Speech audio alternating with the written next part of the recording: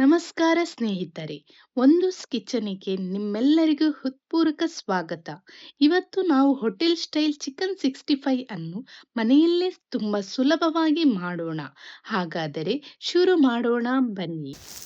ಮೊದಲು ಅರ್ಧ KG chicken ತೆಗೆದುಕೊಂಡು ಅದಕ್ಕೆ 1 ಚಮಚ ಶುಂಠಿ ಬೆಳ್ಳುಳ್ಳಿ ಪೇಸ್ಟ್, 1 ಚಮಚ ಖಾರದ ಪುಡಿ, ಅರ್ಧ ಚಮಚ ಅರಶಿನ ಪುಡಿ, 1 ಚಮಚ ಕೊತ್ತಂಬರಿ ಪುಡಿ, ಅರ್ಧ ಚಮಚ ಗರಂ ಮಸಾಲ, ಅರ್ಧ ಚಮಚ ಉಪ್ಪು ಸೇರಿಸಿ ಚೆನ್ನಾಗಿ ಮಿಕ್ಸ್ ಮಾಡಿ.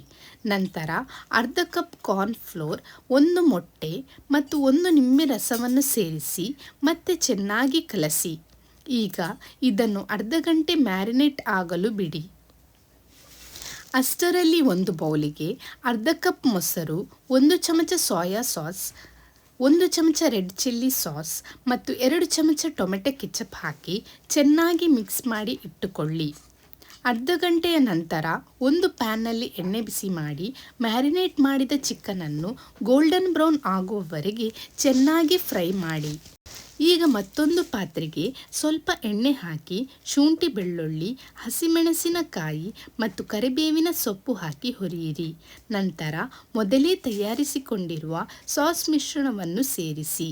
ಈಗ 1 ಚಮಚ ಪೆಪ್ಪರ್ ಪೌಡರ್ ಮತ್ತು 1 ಚಮಚ ಖಾರದ ಪುಡಿ ಮತ್ತು ಅರ್ಧ ಚಮಚ ಉಪ್ಪು ಹಾಕಿ ಚೆನ್ನಾಗಿ ಕಲಸಿ.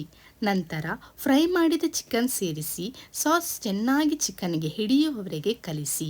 5 ನಿಮಿಷ ಬೇಯಿಸಿದ ನಂತರ ಕೊತ್ತಂಬರಿ ಸೊಪ್ಪು ಹಾಕಿದರೆ ರುಚಿಯಾದ ಹೋಟೆಲ್ ಸ್ಟೈಲ್ ಚಿಕನ್ 65 ಸವಿಯಲು ಸಿದ್ಧ.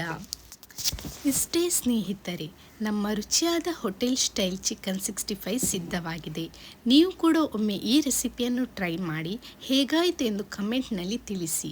ವಿಡಿಯೋ ಇಷ್ಟವಾದರೆ ಲೈಕ್ ಮಾಡಿ, ಶೇರ್ ಮಾಡಿ ಮತ್ತು ಒಂದೂಸ್ ಕಿಚನ್ ಚಾನಲನ್ನು ಸಬ್ಸ್ಕ್ರೈಬ್ ಮಾಡಿ. ಮತ್ತೆ ಹೊಸ ರೆಸಿಪಿಯೊಂದಿಗೆ ಭೇಟಿಯಾಗೋಣ. ಧನ್ಯವಾದಗಳು.